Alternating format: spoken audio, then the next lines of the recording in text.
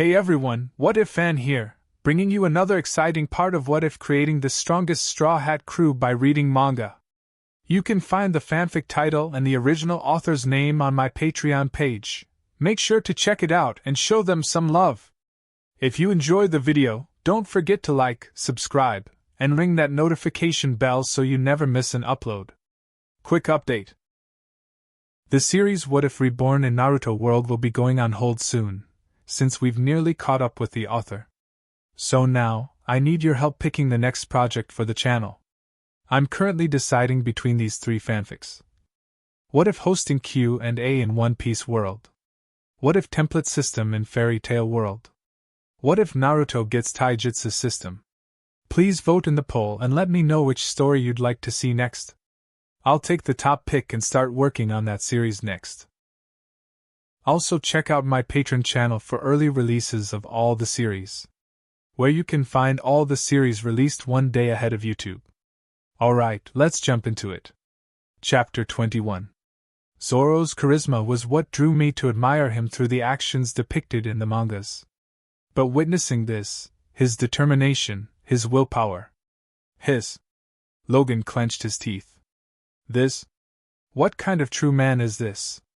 Zoro, be my crew! Luffy didn't utter another word, but reached out and grabbed Zoro's hand.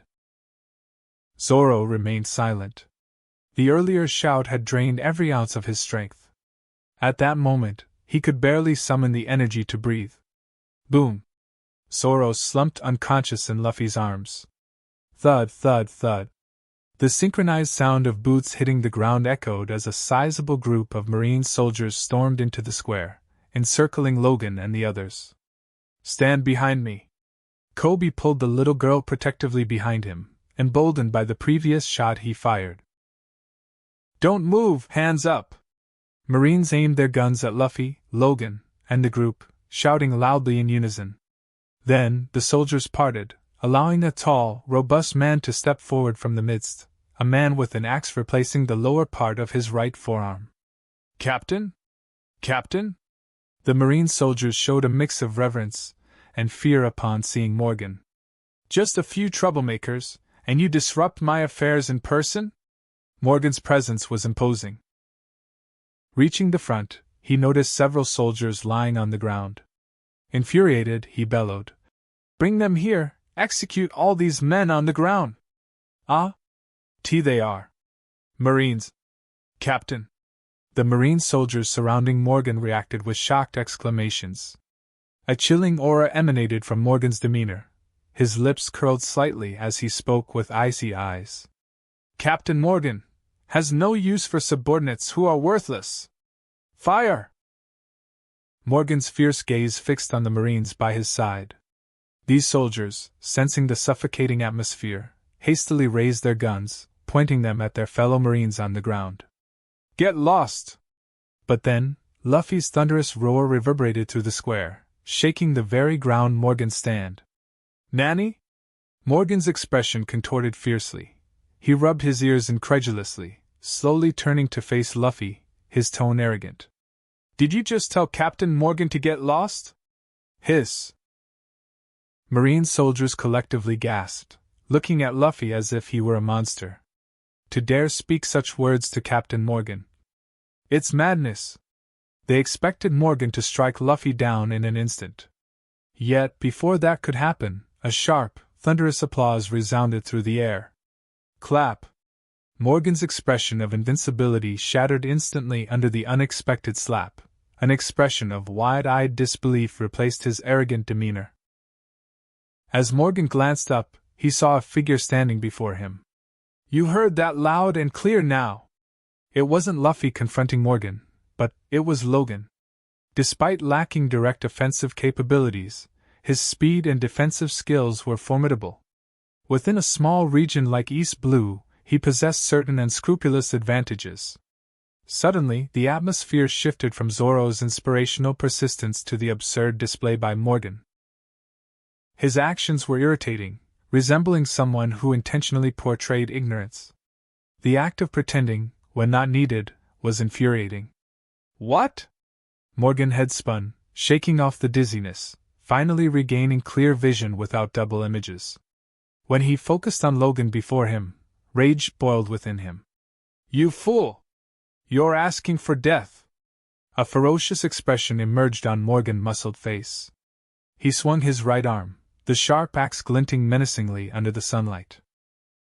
Intent on severing Logan's head in one swift strike, punishment fitting for anyone daring to defy Morgan. And this individual had the audacity to slap him. Die! Die, damn it! Swish! The razor-sharp axe sliced through the air, aimed directly at Logan's head. "Logan! Logan!" Almost simultaneously, Luffy and Kobe shouted out loud. In a split second, one of Luffy's arms extended rapidly, seizing hold of Logan and violently pulling him backward. Kobe rushed forward, attempting to rescue Logan. Confronted with Morgan's axe, Logan remained remarkably composed, almost finding it amusing. As he raised his head, he considered catching the axe barehanded. After all, his defensive capabilities were formidable. Though untested, Logan estimated his defense to be on par with Big Mom's steel bone. Swoosh! Before Logan's hand could catch the axe blade, he felt a rush of wind on both sides and suddenly found himself standing beside Luffy. Wipe! Logan was somewhat bewildered. He intended to mimic aggression but was kindly pulled back by Helmeppo. "Hold on to Zoro and hand him over to me!" Luffy thrust Zoro into Logan's arms and stepped forward. "Alright, so you're the one pretending after all. Well, come at me then." Logan preferred to lie back and watch his captain's performance quietly. Morgan swung the axe down onto the ground, creating an explosive effect with scattered gravel, yet he staggered and fell himself, looking rather pathetic. "Asshole!" His lips quivered with anger as he struggled to rise, but suddenly, he noticed another looming shadow overhead. "What's happening? It's a sunny day, where's this shade coming from?" Subconsciously, Morgan gazed up at the sky. "Huh! What's this?" Something huge obstructed the sunlight, yet from his angle, he couldn't discern the whole image. However, his ears could unmistakably catch Luffy's bellow from above. "Elephant gun!" Chapter 22. With a puff, Logan sipped his salt soda and sprayed it all over Zoro's face. "What on earth?" "Third gear. Just arrived at Shell's Town, and not only the second gear but now the third gear too? Luffy's stunts are way too grand." "Perfect. The bigger the stunt, the better my spot for lounging." At this rate, could we expect to see the fifth gear before reaching Sabaody Archipelago? Imagine the spectacle when Kizaru makes his descent. Visualizing Kizaru's ostentatious entrance, Logan thought he deserved a good thrashing. When the time comes, our Luffy will show you what real terror is. "Elephant gun!" Midair, Luffy bit his finger and blew a bone balloon. Then, with a fist descending from the sky, he slammed it down with a resounding crash. Boom! The ground of Shell's Town seemed to quake. Many young girls walking nearby were shaken and fell to the ground, their skirts fluttering. At the Marine Base Square, the earth roared and the ground splintered. After the dust settled, Morgan lay amidst the rubble, broken and battered, even his broad axe gone. "Wow! That was incredible!" Kobe's eyes widened, as if he had witnessed a monster, his eyeballs nearly popping out. Luffy landed on the ground, his oversized fist returning to its normal size, his expression unusually serious. He cast a cold glance at the marine soldiers around him and questioned, "Anyone else want to try?" The soldiers exchanged looks, their expressions transforming from initial shock to excitement. "Amazing! Captain Morgan is defeated! This guy's rule is over! Liberation!" To Luffy's surprise, instead of continuing the fight, the Marines cheered excitedly. They discarded their weapons, exuding genuine relief and joy. "Hey! What's happening? Why are they so happy now that the captain is down?" Luffy was completely caught off guard. Logan smiled and clarified. "Clearly, from the fear these soldiers showed towards Morgan earlier, it's evident they've endured Morgan reign for a long time, forced to serve as his minions." Now that Morgan is defeated, they can finally be true Marines again. Ah, I see. Luffy scratched his head, seeming to understand. Forget that, we need to find a doctor for Zoro, Logan reminded, helping Zoro outside.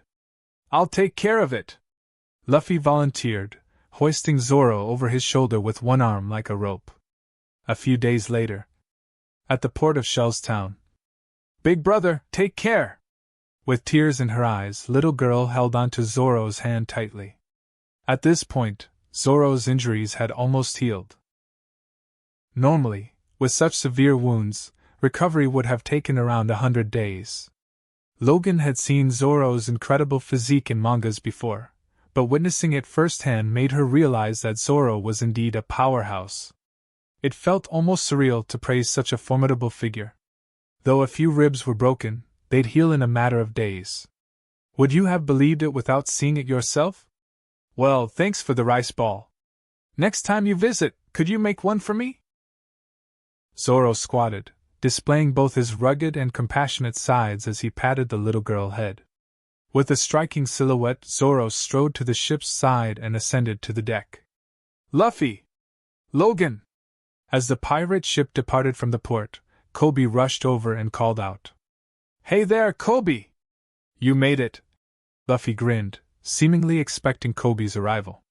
Logan waved at Kobe. Hi! From your attire, I guess you've finally fulfilled your wish to become a Marine, right? Kobe exclaimed. Yes. I'm sorry I'm late. I sneaked out just to bid you farewell. Sneaked out? Are you sure? Logan grinned, lifting his right index finger and gesturing towards the area behind Kobe. Perplexed, Kobe didn't understand Logan's signal but instinctively turned around to see what was behind him. To Kobe's surprise, there stood a row of neatly arranged Marine soldiers on the port behind him. What? Kobe was taken aback. Oh no, oh no. Kobe muttered to himself, feeling disheartened. I finally joined the Marines, and now, sneaking out to bid farewell to the pirates, I've been caught. It's the end of my Marine dream. However, just when Kobe was about to lose hope, the captain of the Marines' voice boomed across the port. All attention! Salute! All the Marines snapped to attention and saluted. Huh! Kobe was momentarily surprised, but quickly grasped the situation. He turned towards Logan and Luffy, saluting them in return. Logan acknowledged it with a nod and responded with a hand gesture to the Marines. Chapter 23. The pirate ship had departed from Shell's Town. This guy's reading mangas? Zoro couldn't help but wonder aloud. Mangas? Wait a minute. I think I remember something. Kobe mentioned this to me before. Zoro suddenly recalled what Kobe had told him earlier. Logan's drawings can transport you into their world, Kobe had mentioned. And Kobe learned incredible swordsmanship with sparks and lightning from one of those mangas. Observing Luffy heading to read manga right after extracting his belongings, Zoro became even more suspicious. Leaning in with doubts, Zoro questioned. Can you actually enter the manga? Luffy was just about to activate his spirit to enter the manga world when Zoro's sudden inquiry disrupted the process. Oh yeah. Luffy nodded, but then asked in surprise. Hey, how did you know? I heard from Kobe. He said that Logan possesses a devil fruit ability related to manga, enabling entry into the manga's world. Is that true? Zoro recounted what Kobe had mentioned. That's right. It's true, Luffy affirmed, nodding. Then, a thought struck him. By the way, I felt a bit embarrassed about our previous battle. These words triggered an explosion from Zoro. Hey, there's a limit to underestimating someone. If you lose, you lose. If you win, you win. I'm not the type to argue just for the sake of it. No. Luffy shook his head. If I had met you a few days ago, I wouldn't have easily defeated you. Remember the strength I had when we first fought at the Marine Base Square? I remember. We were evenly matched then. But after you activated your second gear, I couldn't keep up. Wait. Are you saying you learned that second gear move from mangas? Zoro suddenly remembered Kobe mentioning learning swordsmanship from mangas. Not exactly, Luffy replied, gesturing with a finger. But I owe the mangas for enabling me to develop the second gear quickly. Failing repeatedly in that manga world pushed me to strive harder, ultimately leading to the development of the second and third gears. So, without those mangas, it's hard to predict who would have won our battle that day, Luffy stated calmly. He's not someone who's concerned about saving face. By the way, have you visited Logan yet? Go and ask for a copy. As a swordsman, learning more about swordsmanship would be beneficial, Luffy suggested. Can I do that too? Hearing this, Zoro felt a rush of emotions. His breathing became faster involuntarily. For someone like him, the aspiration to grow stronger was his dream. What was this feeling? What can I do too? Luffy stood up, speaking earnestly. Hey! Of course! We're crews. Crew. Accustomed to being alone for so long, Zoro seemed to have grown accustomed to acting independently. However, when he heard Luffy affectionately call him Crew, he couldn't help but feel touched. Crew. Yes. From now on, you're my captain. Once recognized, last a lifetime. Without delay, Zoro didn't hinder Luffy's entrance into the mangas and instead went to Logan's studio as his crew. Inside the cabin. Zoro? Come in and have a seat. Logan paused his paintbrush, extending a warm invitation. Except for a certain King Era coming to ransack the place, everyone else was welcome in Logan's studio. Zoro stepped into the studio and was greeted by a bookshelf packed with manga. It left him breathless. Are all of these mangas that lead into other worlds? Logan's talent truly amazed him. Deciding to cut straight to the point, Zoro addressed Logan. Logan, I'd like to request a manga focusing on swordsmanship. Would that be possible? Reading mangas? Logan appeared slightly surprised. Shouldn't this guy spend all his spare time on cultivation? Why the sudden interest in mangas? Could it be due to Luffy's influence? But a manga about swordsmanship? That seemed plausible. It could expose Zoro to the majestic skills of powerful swordsmen in alternate worlds, a potentially great idea. After a moment's contemplation, Logan headed to the manga bookshelf and searched through it. Selecting a particular volume, he handed it to Zoro, saying, Here, take this manga. The swordsman depicted within possesses remarkable skills. I hope you find it insightful. Even the manga's creator acknowledged the exceptional swordsmanship depicted within. Zoro felt a surge of excitement. All right. I won't disappoint you. Accepting the manga eagerly, Zoro glanced at the cover.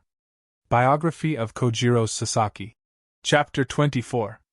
On the deck, Luffy sat at one end while Zoro occupied the other, engrossed in the manga he had opened. The story unfolded in a mountain garden. Beneath a banyan tree sat a striking young boy with a twig in his mouth. He sported a dark blue ponytail, a lavender headband, a dark purple sleeveless waistcoat over a purple kimono, wristbands tied in purple around his wrists, and straw sandals on his feet. The boy skillfully wielded a long sword, continuously chopping piles of wooden golems. Behind him stood a scruffy-looking old man, watching the boy with a broad smile. This cut is off by half an inch, the old man remarked. This one's improved, just 1 centimeter off. Oh, Sasaki, you missed your mark with that cut just now? This cut is nearly perfect again. Each time Sasaki Kojiro made a stroke, the old man provided precise feedback on the accuracy of his cuts. The wooden golem stakes had a red mark, a thin line representing the target Sasaki Kojiro aimed to strike. Despite the sweat on his young face, Sasaki Kojiro displayed unwavering determination as he focused on chopping the wooden golem piles, aiming at the marked red line. Day by day, Sasaki Kojiro diligently continued this practice, never wavering from the target. His cutting errors progressively diminished. Zoro found himself captivated by the scene of the boy chopping the wooden golem piles, compelling him to scroll down further. In the blink of an eye, the boy had transformed into a youth. He now possessed a tall, imposing figure and a handsome appearance. If not for the long sword in his arms, nobody would have guessed he was a swordsman. Raised in a tumultuous era, Sasaki Kojiro had to engage in daily battles with swords and blades to survive. Under such circumstances, ordinary individuals would easily succumb to a brutal and merciless mindset. However, Sasaki Kojiro displayed none of the signs of madness often associated with warriors. Instead, he exhibited refined habits such as admiring the moon, savoring tea, and reciting poetry. When not wielding a blade, he seemed to embody elegance itself. Initially, Zoro struggled to comprehend Sasaki Kojiro's behavior. He believed a swordsman should remain focused on combat, questioning why one should appreciate the aesthetics of life. But as he delved further into the story, Zoro realized his misconception. In the following pages, Kojiro Sasaki encountered his first formidable adversary. The battles were evenly matched, each side attacking and defending with equal fervor. The encounters resulted in severe injuries, both parties sustaining deep wounds. Amidst the fierce combat, as both sides neared exhaustion, the opponent adopted an aggressive, all-out attack strategy, seemingly aiming for a mutual killing blow. This reckless approach significantly increased the chances of victory in such a dire situation. However, a gust of mountain wind unraveled the opponent's hair bun, revealing a sense of elegance. Meanwhile, Sasaki Kojiro, wielding a 5-foot-long sword, remained composed and collected, as if calmly enjoying the moonlight and sipping tea in his own tranquil courtyard, showing no hint of panic. Effortlessly maneuvering through the courtyard, he skillfully deflected the opponent's frenzied strikes one by one. Amid the opponent's increasing bewilderment, Sasaki Kojiro's graceful sword stroke elegantly crossed the opponent's neck, ending the battle. With a resounding clang, he sheathed his sword, standing tall and straight like a towering pine tree. Amidst the moonlit mountains, a solitary figure remained in the chilling glow. Retrieving a wine jug from his waist, he uncorked it and nonchalantly tossed the cork away. Such a leisurely demeanor! At this moment, Zoro comprehended it. Sasaki Kojiro wasn't like those pretentious individuals who merely pretended to appreciate artistry. He had seamlessly integrated the path of elegance into his own style of swordsmanship. As the story in the manga progressed, Sasaki Kojiro had already mastered the art of swordsmanship, no longer needing to engage in daily battles because most of his adversaries had perished. In his routine, mornings involved practicing with his wooden sword, chopping wooden golem steaks. At noon, he savored tea while basking in the sunlight. By sunset, he enjoyed wine, appreciated the moon, and recited poetry. As Zoro neared the end of the manga, a sudden realization struck him. Wait a minute? You mentioned I could enter the manga. Why have I nearly finished reading it and still haven't entered? Zoro questioned himself. Almost instantaneously, the familiar scent of the sea breeze vanished, replaced by the fragrance of a damp mountain forest, carried by the moist wind laden with rain and dew, a sensation that brought relaxation and contentment. Curiously, Kojiro Sasaki ceased his chopping of wooden golem piles, turning to observe the stranger who had suddenly appeared in his yard. Are you lost, young man? Sasaki Kojiro inquired. Lost? Zoro? That was preposterous. I, Zoro, never get lost. Zoro was about to erupt in anger, almost as a reflex. However, just as the surge of fury welled within him. Hey! Zoro exclaimed, widening his eyes as he took in his surroundings, realizing he had somehow entered the world depicted in the manga. Senior Sasaki Kojiro. Zoro subconsciously addressed the middle-aged man before him. Senior? Sasaki Kojiro regarded Zoro calmly, his profound gaze seemingly gauging Zoro's strength almost instantly. Shaking his head, Kojiro remarked, Young man, if you're here to challenge me, it's premature. Despite Sasaki Kojiro's past, he wasn't someone who took lives indiscriminately. No, senior. I want to learn swordsmanship from you. Zoro blurted out abruptly, a departure from his usual character. His perception of characters in mangas, influenced by Luffy and Kobe, led him to believe that the manga world was a place to learn art. Thus, he expressed his thoughts without any preamble. As he gazed at the young man who had wandered into his courtyard, he was reminded of his own teenage years when he encountered an elderly sword master by chance. This encounter set him on the path of swordsmanship. Despite the old master leaving abruptly after a month, he imparted the graceful technique of chopping wooden golem piles in the ways of a swordsman, Zoro's sole teacher in life. In this moment, facing the young man who had intruded into his courtyard, Sasaki Kojiro felt a sense of déjà vu, as if looking at another version of himself from a different time.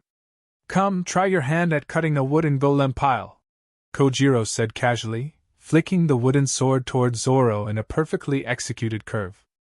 Chapter 25. Zoro gripped the wooden sword and approached the wooden golem pile.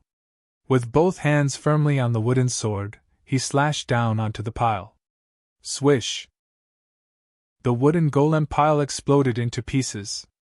Zoro turned towards Sasaki Kojiro. "Senior, I've been practicing swordsmanship since a very young age. I believe I've mastered the basics," Zoro remarked confidently.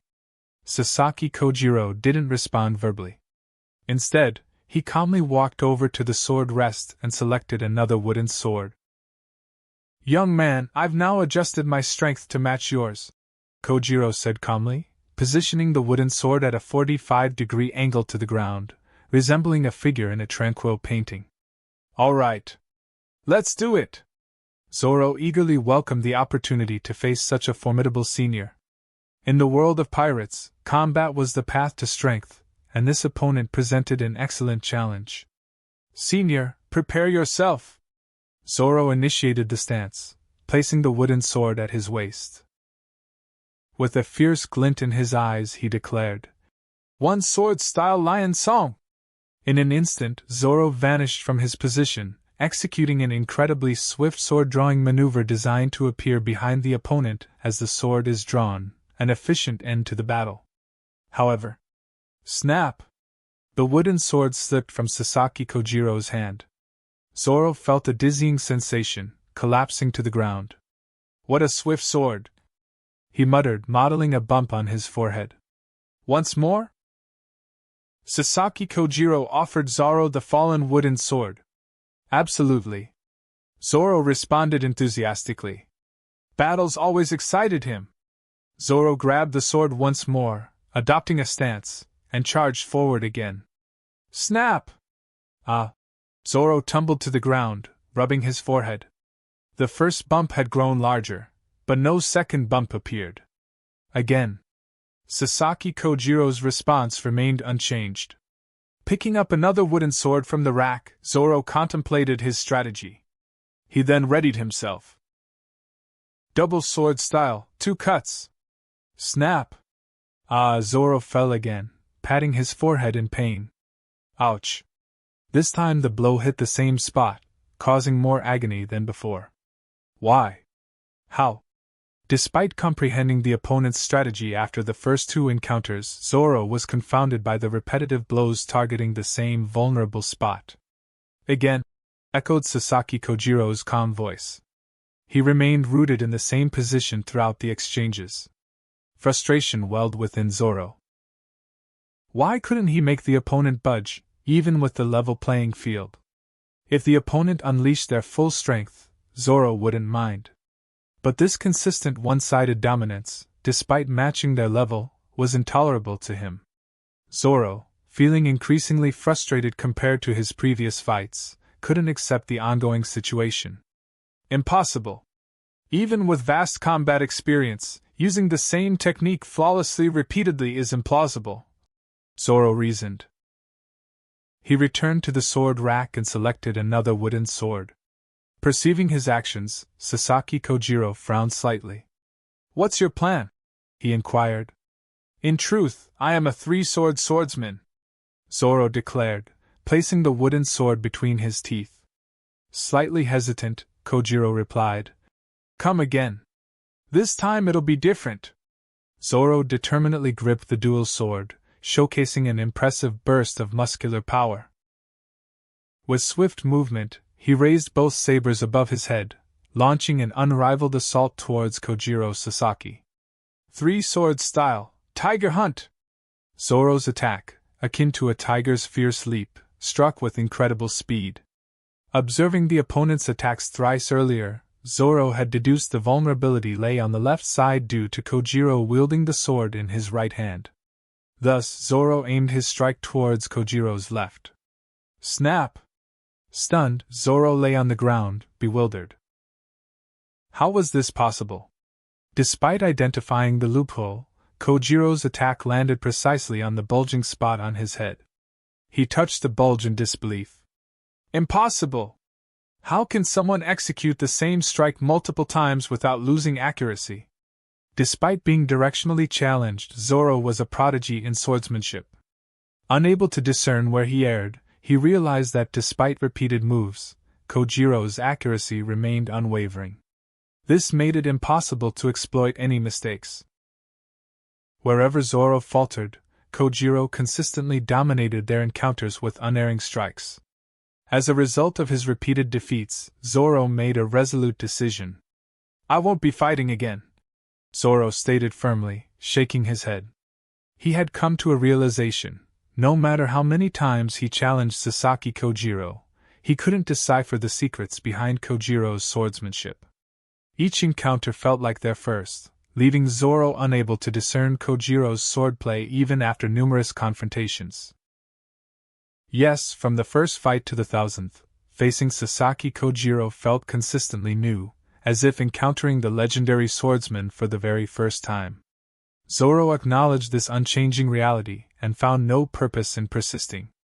Seeing Zoro's refusal, Sasaki Kojiro calmly suggested, "Let's resume cutting wooden golem piles then," placing the wooden sword back in its holder before heading towards the house.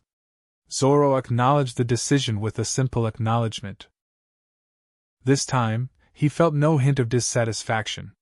He understood now: the seemingly ordinary chop executed by Sasaki Kojiro was far from ordinary.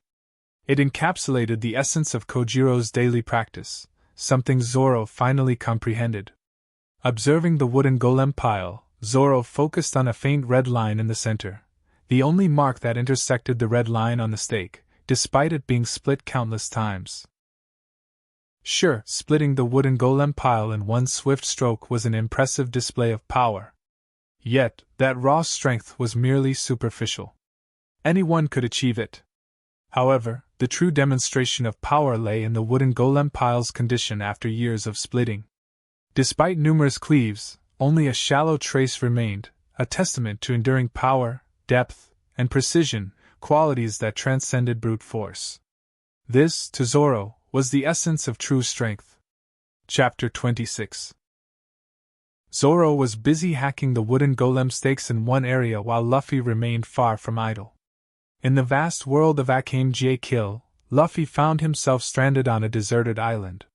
Having defeated Ibara and Sten of the Raksha 4 demons before, he pressed forward beyond the palace, ignoring Mine and Tatsumi's attempts to dissuade him. After overcoming 5 levels and vanquishing 6 generals, Luffy finally reached the inner city gate of the palace. Yet, upon stepping inside, a dimensional formation appeared beneath him, instantly teleporting him back to the deserted island, an occurrence that marked his 40th return in the past few days. With a buzz, the dimensional phalanx flickered, and Luffy reappeared on a large rock on the desolate island. Frustrating! This time, I actually got a good look at that scoundrel. When I get out of here, I'm going to teach him a lesson. Just as he was teleported, Luffy confirmed that the individual initiating the dimensional phalanx was the figure seated in a nearby tree. However, before he could act, he found himself once again stranded on the deserted island. A low growl resonated along with sudden rustling from the trees to Luffy's left. Moments later, a pack of dangerous creatures resembling wild wolves emerged from the woods. Looks like another round of tussle for me, Luffy murmured as he stood his ground, clenched his fists, and focused on the menacing pack of wild wolves advancing towards him. Arg! The alpha of the dangerous wolf pack raised its head, letting out a fierce howl. The other wolves bared their teeth and charged at Luffy with intense aggression. Boom! Boom! Boom! Luffy maintained his focus and swiftly knocked down the 3 approaching wolves. Battle experience gained, plus 1000. Fruit proficiency increased, plus 1000. Haki prototype experience gained, plus 1000. Battle experience gained, plus 1000. Fruit proficiency increased, plus 1000. Haki prototype experience gained, plus 1000. Suddenly, a bloody maw emerged just above Luffy's left shoulder. Woo! The wolf yelped, and Luffy swiftly snapped its neck. This particular wild wolf remained etched in Luffy's memory. It was the one that had bitten him when he first arrived on the deserted island, followed by an onslaught from the entire wolf pack. At that moment, Luffy had believed he was facing imminent death. However, the excruciating pain had jolted Luffy out of the manga world. Although the agony persisted within the pirate world, the bloody wound had vanished. This incident imparted a crucial lesson to Luffy: injuries sustained in the Akane world would not carry over to the real world. As the confrontation unfolded on the desolate island, whoosh! Boom! Boom! Luffy swayed, evading attacks, causing each wild wolf to crash to the ground. Several of these wolves had delivered potentially fatal blows to Luffy. However, with each subsequent return, Luffy noticed a change within himself. His hearing seemed to have heightened. Initially reliant on sight to anticipate the wolves' attacks, Luffy gradually began to sense their movements. In this particular instance, his newfound listening ability had reached a pivotal stage. Luffy could now keenly perceive movements from all directions, even beyond his field of vision. With a snap, Luffy dispatched the last alpha wolf to the ground, eliciting an unwilling howl. Battle experience gained, plus 1000. Fruit proficiency increased, plus 1000. Haki prototype experience gained, plus 1000. With Haki prototype reaching the standard, observation Haki practice begins. With Haki prototype reaching the standard, armament Haki practice begins. Invisible cues materialized above Luffy's head. Flutter, flutter. Before Luffy could catch his breath, the distinct sound of wings flapping filled his ears. Damn it, it's happening again! Turning his gaze toward a nearby cave, Luffy spotted a swarm of menacing bat-like creatures. These creatures were as large as roosters, boasting razor-sharp claws and outrageously long fangs. What made them particularly fearsome was their sheer number. A horde of no less than 300 bats soared overhead. By his 12th return to the deserted island, Luffy had mastered dealing with the wild wolf population.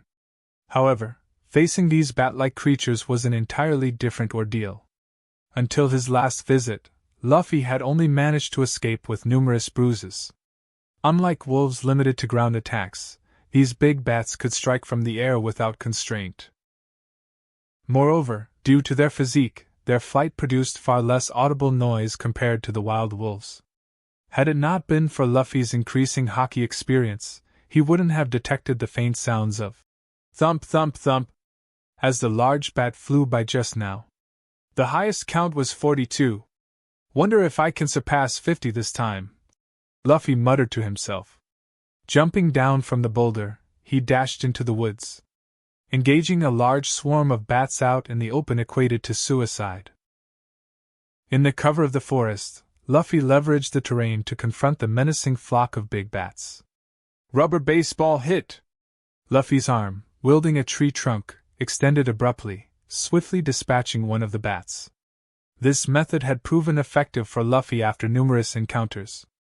Attacking with a fist inevitably risked exposure to the bat's venomous fangs. Once bitten, paralysis was a certainty. By utilizing tools, Luffy circumvented this peril. Battle experience gained, plus 1000. Fruit proficiency increased, plus 1000. Observation Haki experience gained, plus 1000. Unbeknownst to him, Luffy instinctively tapped into his observation Haki. Taking on groups of big bats, Luffy dealt with them one by one, only to face a swarm upon their departure. Whoosh! His other arms swiftly latched onto distant trees, allowing him to retract out of the big bat's attacking range. Two aggressive bats competed with Luffy, hurtling toward him at speed. Emerging from behind a tree, Luffy's arms struck each bat swiftly at the back of their heads. Phew! Fourth. Phew! Fifth. Continuously in motion, Luffy evaded and struck, methodically eliminating the big bats one after another. After dispatching more than 40, a crimson glint appeared in the bats' eyes, triggering a frenzied state. Their speed surged, and they no longer acted solo but amassed, launching coordinated assaults from all sides. Phew! Luffy countered those charging at him.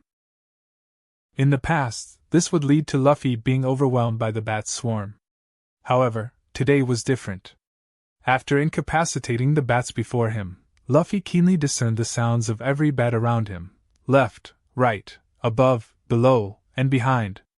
With this acute auditory sense, Luffy could precisely pinpoint each bat's spatial position.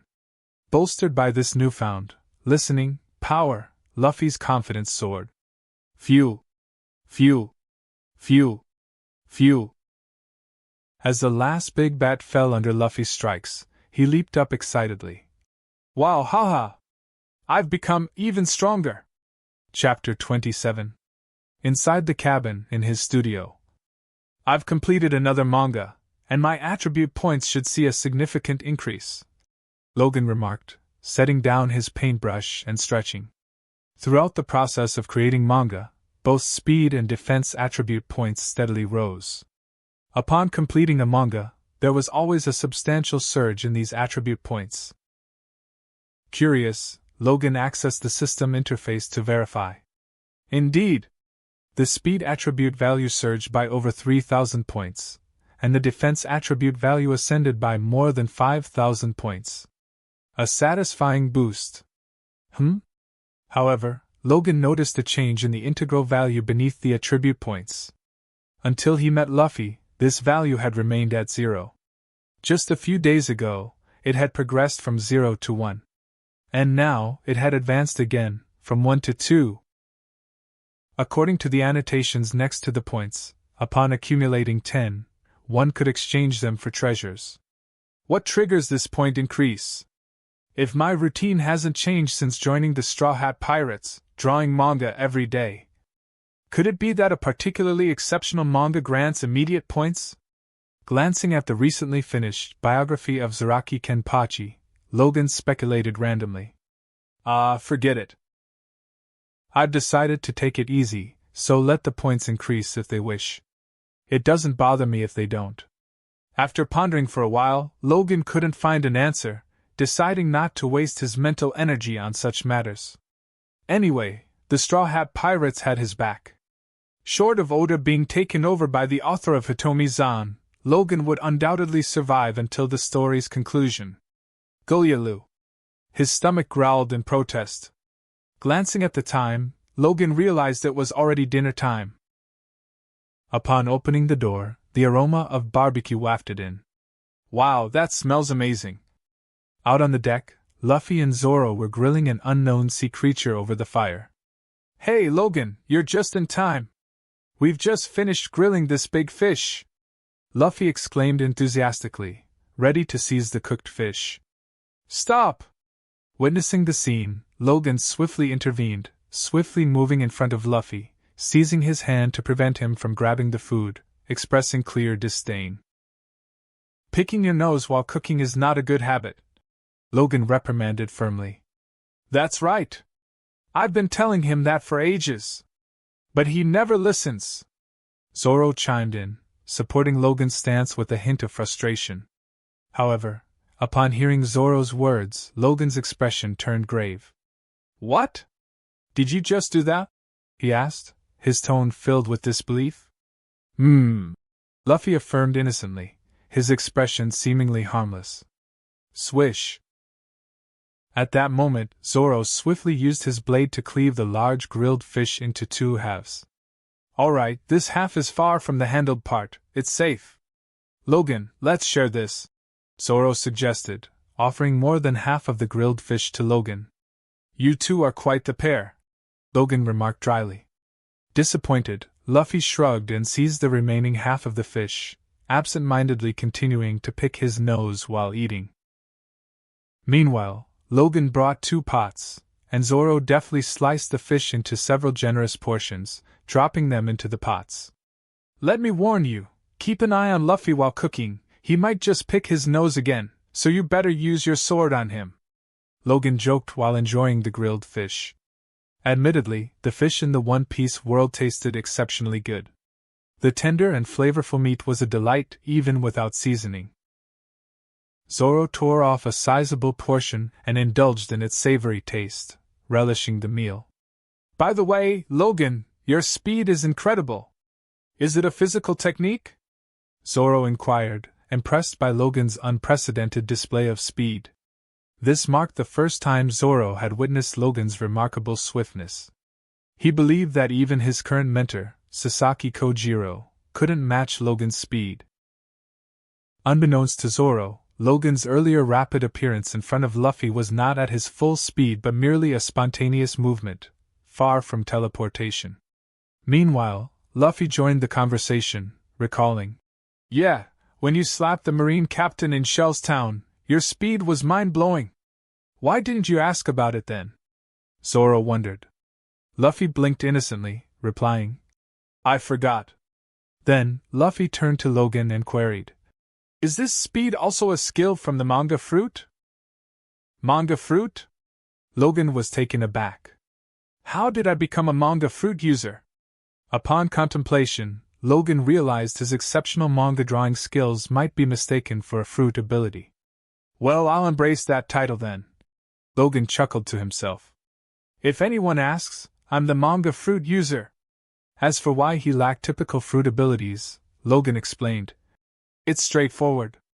My abilities are solely focused on crafting storylines. However, when it came to his speed, Logan didn't attribute it to the fruit ability. No, this is my inherent racial talent. It's not just speed, my defense is also incredibly robust, Logan clarified proudly. It's an immensely powerful racial talent. Zoro couldn't help but show his envy.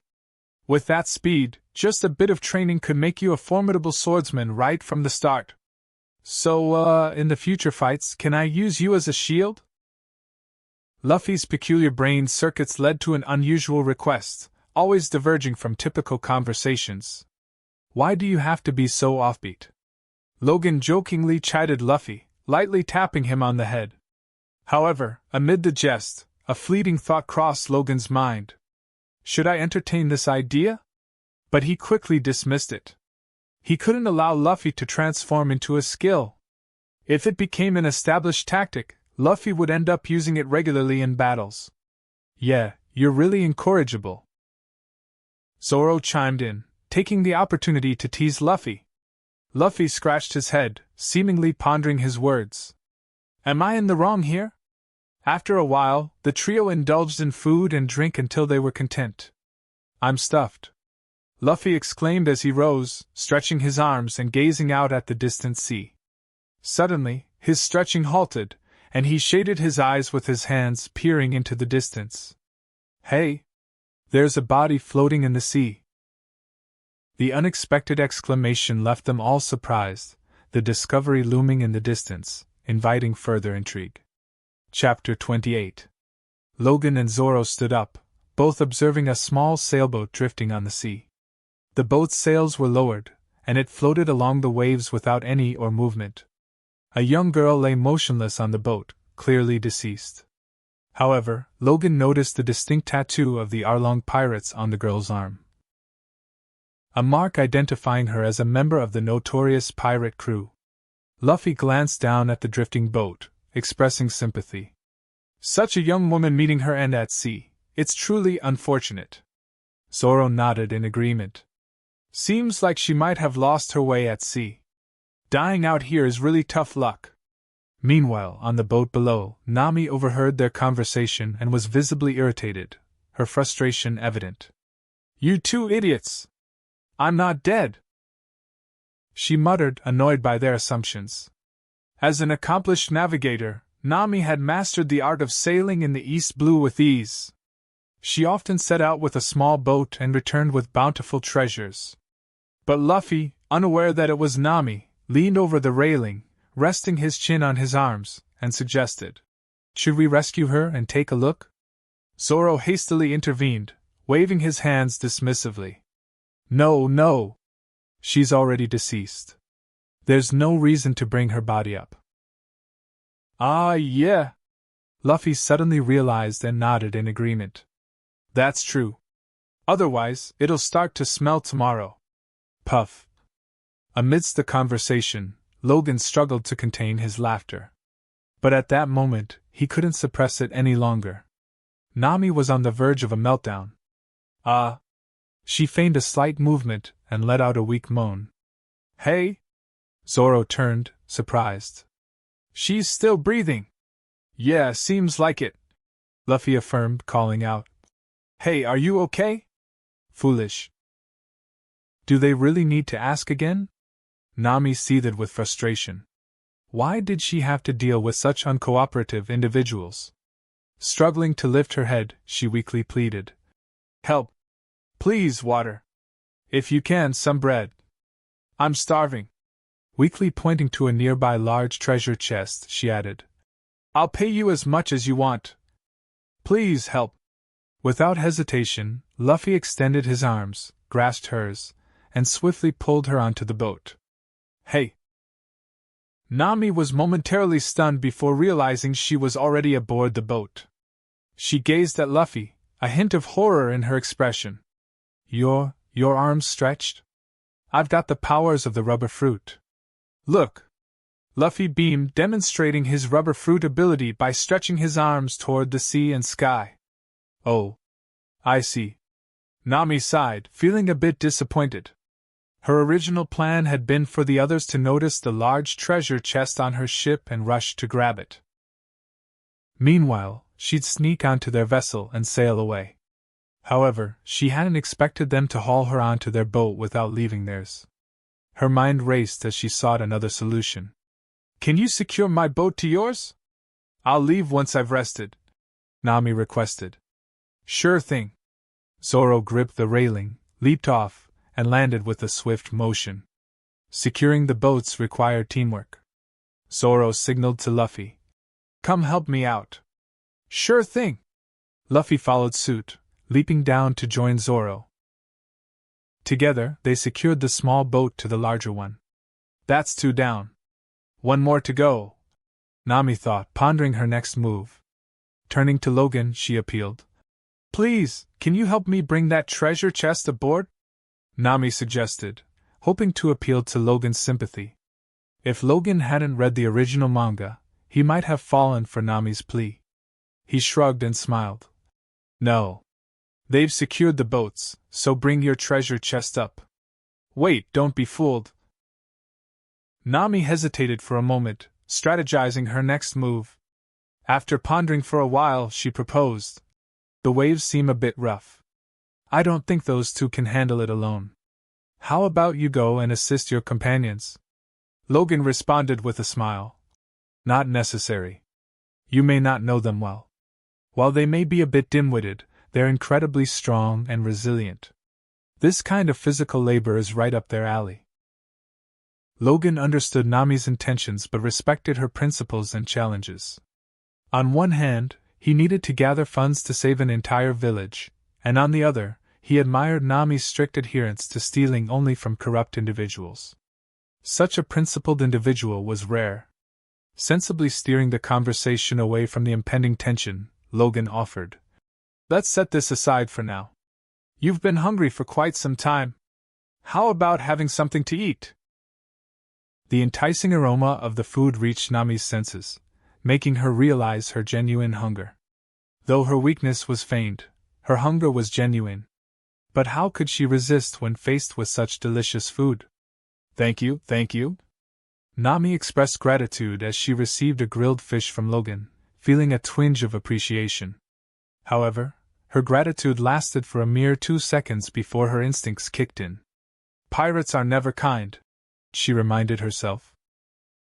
"He's probably after something, pretending to care before launching an attack. Despite his pleasant appearance, he's a pirate. He must be up to no good.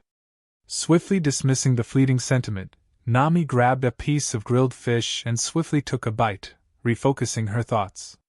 Chapter 29. Got it! With a firm grip, 2 rubber palms clutched the railing as Luffy gracefully landed on the deck. And me too! Zoro's voice called from below. Right. Luffy acknowledged. Swiftly, Luffy's elongated arms reached down, pulling Zoro onto the deck alongside him. This treasure chest is yours. Place it here and remember to take it when you leave, Zoro instructed, putting the chest near the railing. Inspecting the chest, Luffy remarked. Setting off to sea alone without food but carrying a treasure chest. Seems like you're obsessed with money. Ahem. Nami nearly choked on a piece of grilled fish, taken aback by Luffy's astute observation. You scoundrel. How did you figure that out so accurately? In truth, the chest had been stolen by Nami, but it only contained some tattered clothes, leaving her disappointed. When she witnessed Zoro bringing up the chest, she felt a twinge of unease. She had promised earlier to exchange the treasure for food with the trio. If they discovered the chest held no food, what might they do? However, Nami sensed something different now. She felt the 3 individuals before her showed no interest in her treasure chest. Even the green-haired man kindly reminded her not to forget it when she departed. Are they truly pirates? Wait, you don't plan to take my treasure? Nami asked cautiously, her doubts deepening. Absolutely, here's a revised version. Just a little effort, no need for payment, Logan confidently stated. It wasn't any trouble for us, Zoro added. Besides, we have money of our own. Why would we take yours? Nami's eyes nearly transformed into Bailey's shapes upon hearing Zoro's statement. Are you rich? Nami asked, her excitement palpable. Yeah, Luffy confirmed, agreeing on their wealth. Earlier in Shell's town, Captain Morgan had been defeated. Following Logan's advice, they distributed all the wealth Morgan had amassed over the years, including the treasures seized from captured pirates. This totaled more than 100 million Baileys. That sounds about right. We should have more than 100 million Baileys, Zoro admitted honestly. Logan felt exasperated at this revelation. Great, just after inadvertently revealing that we are wealthy, we're now disclosing our family background. Zoro, why did you have to say that? He speculated that Nami might already be scheming on how to pilfer the money. Fortunately, the money was under his protection, so he wasn't concerned about potential theft. Great. Really great. Nami's eyes were covered by the Bailey pattern. What's so great? Zoro asked, puzzled by Nami's inexplicable reaction. Oh, I meant it's nice to have wealth. Nami hastily corrected herself. You guys chat. I'm going to read some mangas, Luffy declared. After the meal and some exercise, he was eager to continue his adventures in the Akame Kill world. With 3 chances left today, he aimed to use them all. Seeing Luffy's enthusiasm, Zoro, in his training under Sasaki Kojiro, was equally driven. He wished he could spend every waking moment splitting wooden golem steaks. If I wasn't hungry and needed food, I'd live inside the mangas, Zoro remarked before joining Luffy. Left alone on the deck, Logan and Nami remained. These 2 are, Logan mused, realizing the alluring appeal of the manga he creates.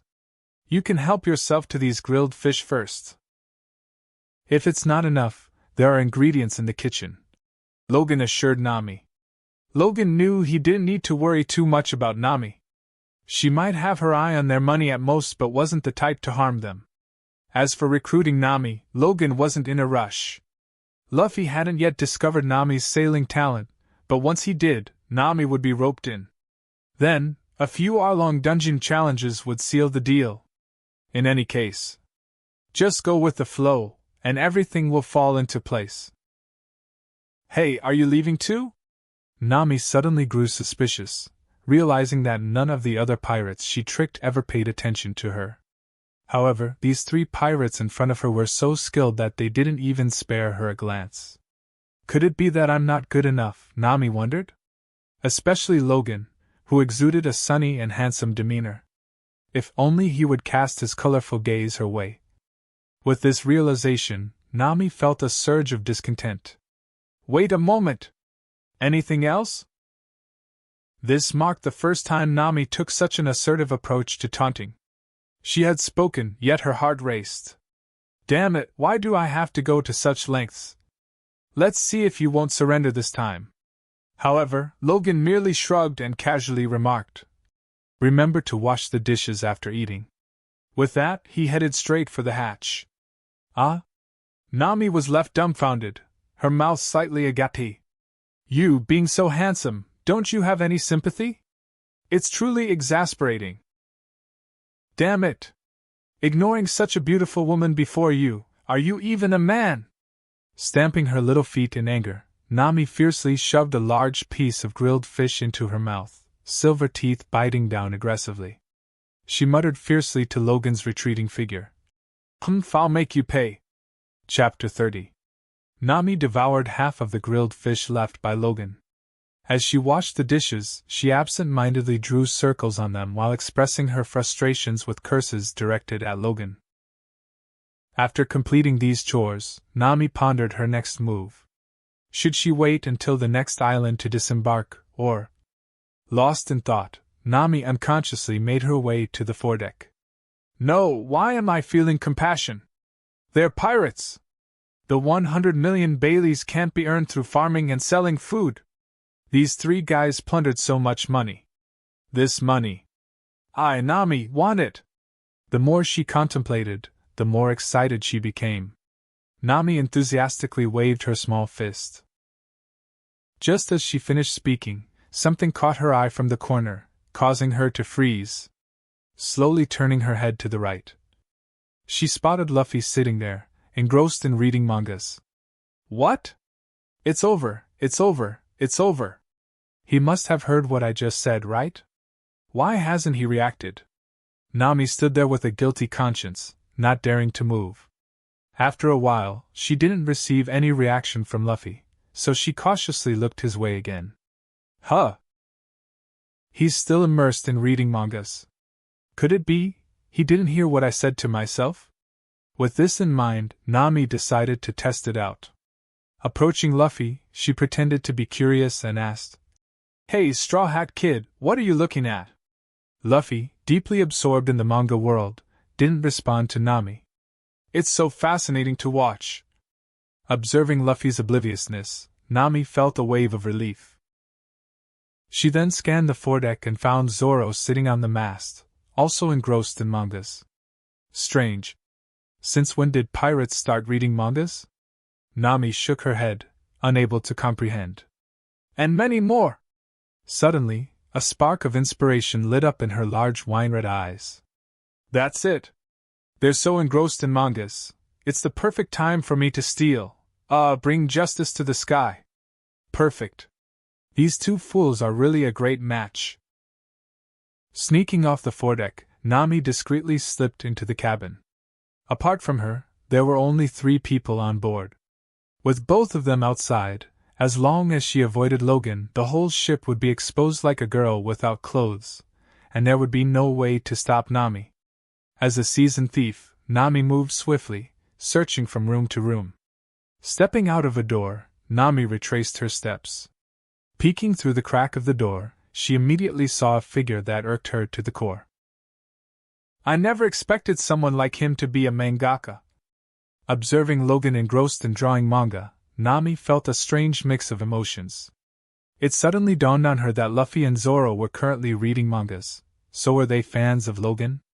Unexpectedly, he's so talented. She couldn't help but appreciate the attractiveness of a man focused on his craft. Especially someone as handsome and sunny as Logan.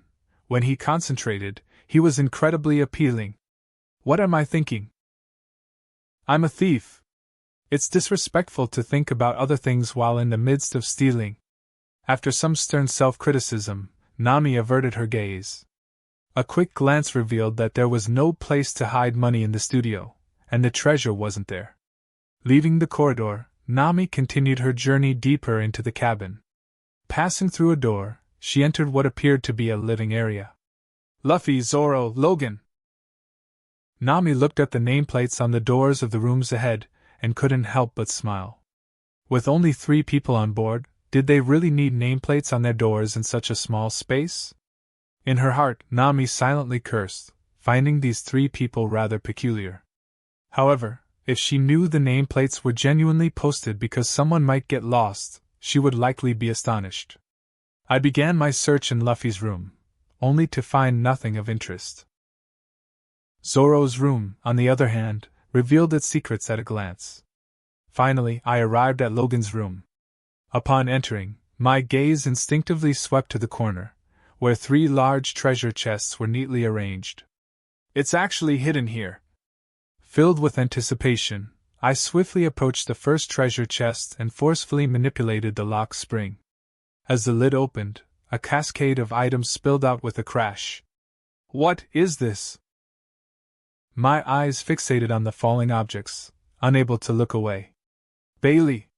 Stacks of bundled Baileys. My heart raced. Nami, with her extensive experience in acquiring wealth, could tell at a glance that there were at least 1,000,000 Baileys in these high-denomination bundles. This was just a glimpse through a gap in the lid, and nearly 1,000,000 Baileys had already tumbled out. What awaited within these 3 treasure chests? Nami's heart pounded wildly. The next moment, the first chest swung open completely. Hiss! Nami, who had stolen tens of millions of Baileys before, couldn't help but gasp at this revelation. Opening the second treasure chest.